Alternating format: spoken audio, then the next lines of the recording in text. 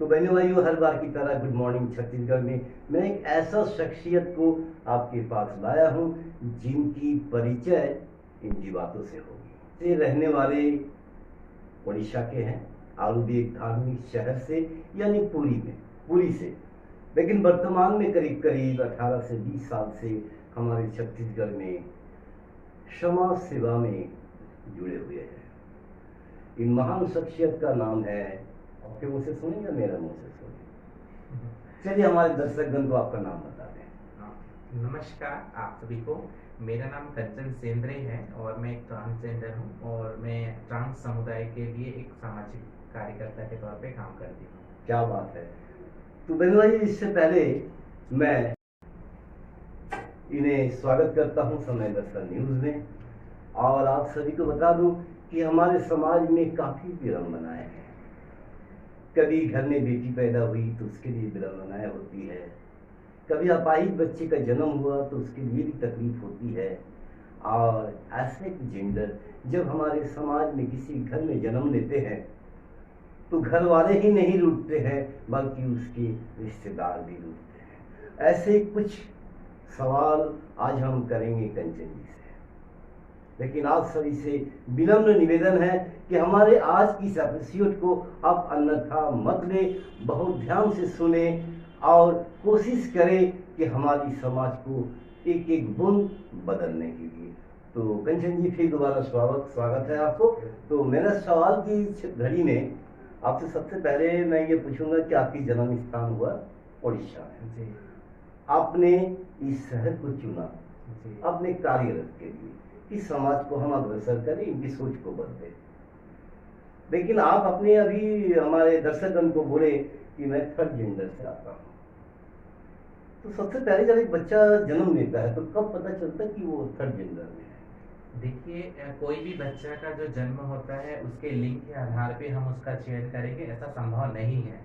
Trans समुदाय का जो परिचय या पहचान जो होता है वो जब मैच्योरिटी पे आते हैं, जब वो 12 साल 13 साल की उम्र पार करते हैं, तब कहीं जाके उसके जेंडर का पता चलता है। जी। और रहा सवाल में थर्ड जेंडर की अगर मैं बात करूं तो जो हमारा जो शरीर है वो एक पुरुष का रहता है, लेकिन हमारी जो अंतरात्मा रहती है वो एक महिला की रहती है।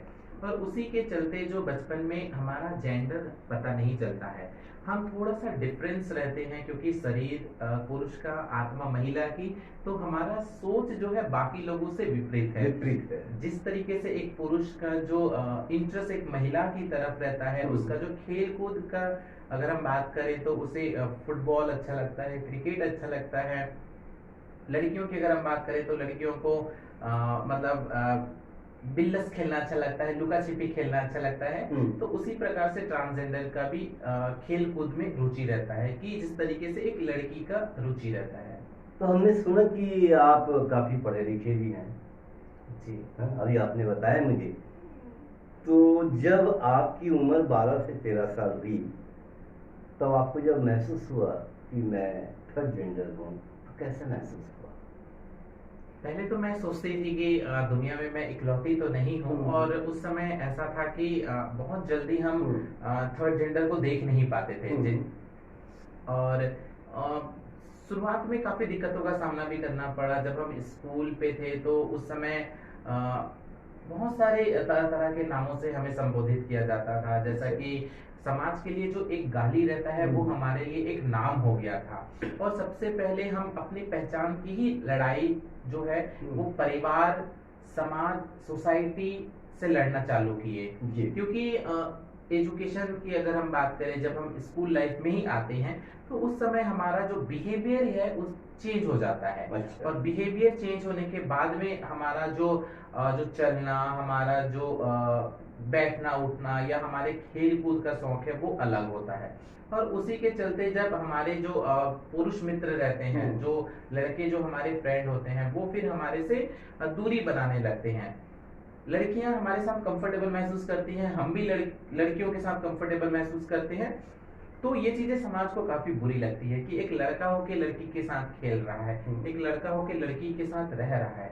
और उसी के चलते जो है लोग हमें छक्का, मामू, सिक्सर इस नाम से संबोधित करते हैं। और जब हम अपने परिवार के साथ पे ये सारी चीजें जब शेयर करते हैं तो परिवार एक ही चीज कहता है कि भाई तुम एक पुरुष हो तो तुम्हें पुरुष की तरह रहना चाहिए, ना कि महिलाओं की तरह। पर उन्हें कौन बताए कि हमारा सोच और हमारा जो शरीर है वो दोनों में अंतर है। क्या बात है। तो जब आपको महसूस हुई तो जाहिर है कि परिवार वालों से शेयर किए होंगे, तो परिवार का क्या रिएक्शन हुआ? परिवार का बस यही रिएक्शन था कि आप एक लड़के हो तो आपको लड़के की तरह रहना चाहिए, ना कि लड़की की तरह। और कई बार परिवार वाले दबाव भी बनाते थे कि तुम्हारे कारण हमारा हमारा जो है लोग मजाक उड़ा रहे हैं, हम हंसी का पात्र बन रहे हैं, हम कभी भी जो सामाजिक कार्य है वहाँ पे हम नहीं पहुँच पाते हैं तुम्हारे चलते, तो तुम अपना बिहेवियर को चेंज करो। पर उन्हें कौन बताए कि हम तो खुद ही अपनी पहचान और अपनी बॉडी में कंफर्टेबल महसूस नहीं करते थे। फिर कंचन जी, एक चीज़ मुझे जानकारी भी चाहिए कि जैसे थर्ड जेंडर के लोग जब अपने आप को महसूस करते हैं कि मैं थर्ड जेंडर में हूँ, परिवार वाले दुत्कारते हैं तो परिवार से अलग हो जाते हैं। कम परिवार वाले सपोर्ट करते हैं, कम ऐसे परिवार हैं जो बोलते नहीं मेरा बच्चा मेरा ब्लड है, मेरा घर में रहो। 99% देखिए परिवार से अलग हो जाते हैं। आप ऐसे एक समुदाय में जाकर लिप्त हो जाते हैं जहाँ पर सभी थर्ड जेंडर के लोग हैं। वो लोग मरनी करनी में जाते हैं, गाना वगैरह गाते हैं। लेकिन ये थर्ड जेंडर के लोग तीसरा कोई वर्क क्यों नहीं करते जो आम जीवन में लोग करते हैं? जैसे मान लीजिए कि किसी दुकान खोल के बैठना, अच्छा व्यवसाय करना, ऐसा क्यों नहीं? आपका सवाल बहुत अच्छा है, लेकिन मैं आपसे ही जानना चाहती हूँ कि यहाँ पे कौन सा ऐसा थर्ड जेंडर व्यक्ति है जो आज अपनी रियल आइडेंटिटी के साथ पे पढ़ाई कर रहा है? कहाँ पे ऐसे थर्ड जेंडर हैं जो अपनी रियल आइडेंटिटी के साथ पे जॉब कर रहे हैं? कहाँ पे ऐसे थर्ड जेंडर हैं जो अपनी रियल आइडेंटिटी के साथ पे अपने परिवार के साथ रह रहे हैं? ये एक बहुत लंबी लड़ाई है आज भी अपनी पहचान को लेके। हम कितने भी बड़े बड़े वादे कर ले, कितना भी सरकार कह ले कि हम इस समुदाय को मेन स्ट्रीम पे ला रहे हैं, लेकिन जमीनी हकीकत कुछ और ही है। क्योंकि ये जो समाज है, ये परिवार है, ये हमें इतनी जल्दी स्वीकार नहीं करेगा।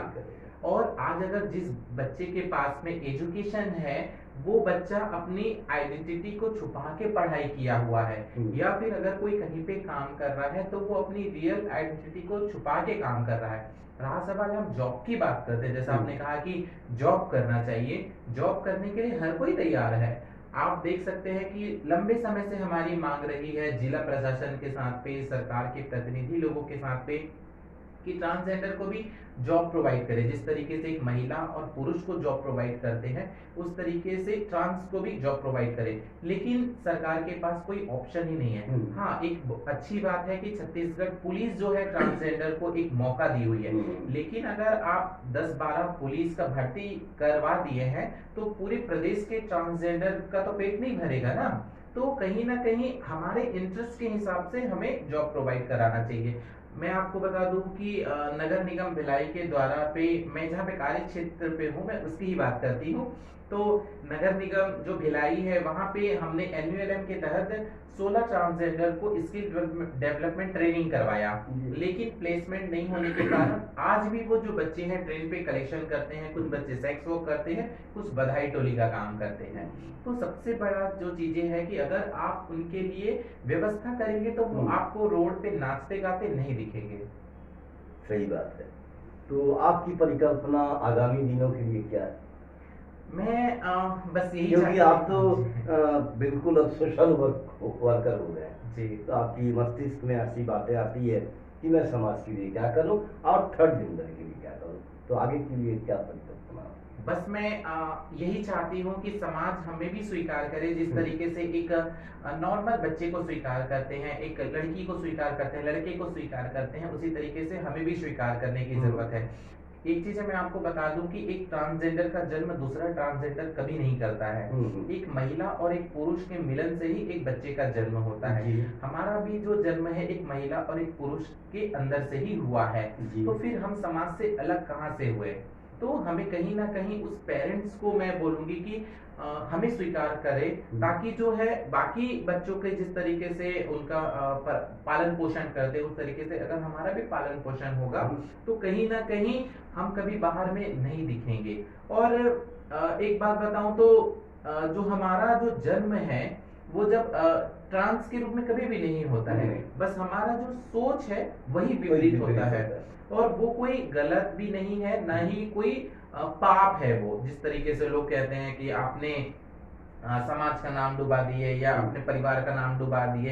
अरे कई ऐसे लड़के होते हैं जो आपराधिक प्रवृत्ति के रहते हैं, तो क्या पूरे समाज को हम थोड़े ना बदनाम करते हैं। अगर कोई लड़की के साथ पे अगर कुछ गलत हो जाता है तो पूरी लड़कियों को हम गलत थोड़े ना कहते हैं। तो अगर कोई बच्चा अगर ट्रांस पैदा हुआ है तो वो उसकी गलती तो नहीं है, तो इसलिए हमें सोचने की आवश्यकता है।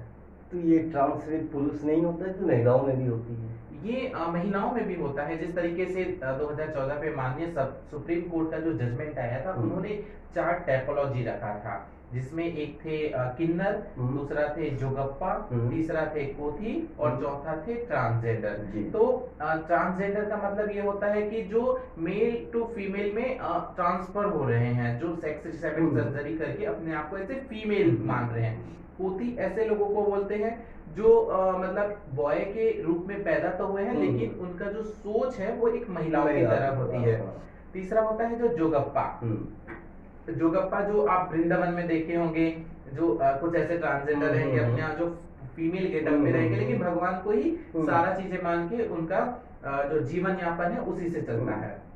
चौथा होता है किन्नर, जो कि हिजड़ा परंपरा को फॉलो करते हैं, जो किसी के घर पे शादी ब्याह होते हैं तो उनके घर में नाच गाना करते हैं, ट्रेनों पे कलेक्शन करते हैं, जो एक समूह पे रहते हैं, उनको हम हिजड़ा कहते हैं, किन्नर कहते हैं। तो ये जो 4 टाइपोलॉजी है, ये 4 टाइपोलॉजी माननीय सुप्रीम कोर्ट ने इनको मेन स्ट्रीम पे लाने के लिए कहा हुआ है। तो कंचन जी, बहुत सारी बातों की जानकारी तो आपसे हुई। अब मैं चाहूँगा कि हमारे दर्शकगण को अगर 2 शब्द आप बोले। मैं आपके चैनल के माध्यम से यही कहना चाहती हूँ कि जिस तरीके से आप बाकी लोगों को प्यार करते हैं, बाकी लोगों का सम्मान करते हैं, उस तरीके से किन्नर समाज का, थर्ड जेंडर समुदाय का भी सम्मान करिए। ये जो समाज है आप लोगों के प्यार के लिए हमेशा से तरसता आता है, और हमारा परिवार होने के बावजूद भी हम अपने परिवार से दूर रहते हैं। तो बस मैं यही कहूंगी कि जिस तरीके से आप बाकी लोगों का सम्मान करते हैं उस तरीके से सम्मान करें, हमें और कुछ भी नहीं चाहिए। जिस दिन आप हमें मेन स्ट्रीम पे लाएंगे, जिस दिन आप हमें अपने समाज का अंग समझेंगे, तो ये समाज कभी भी लोगों के घरों पे या रोडों पे भीख मांगते कभी नहीं दिखेगा। तो बहनों भाइयों, आज की एपिसोड को आप अन्यथा नहीं देंगे और इसे अपने दिमाग में, अपने सोच में रखेंगे, और कंचन जी जैसे लोगों को ऊपर सहानुभूति न दिखाएंगे, इन्हें प्यार करेंगे और दिल से लगाएंगे। तो इसी के साथ सुधीर कुमार को इजाजत दीजिए। जय हिंद, जय भारत, जय छत्तीसगढ़।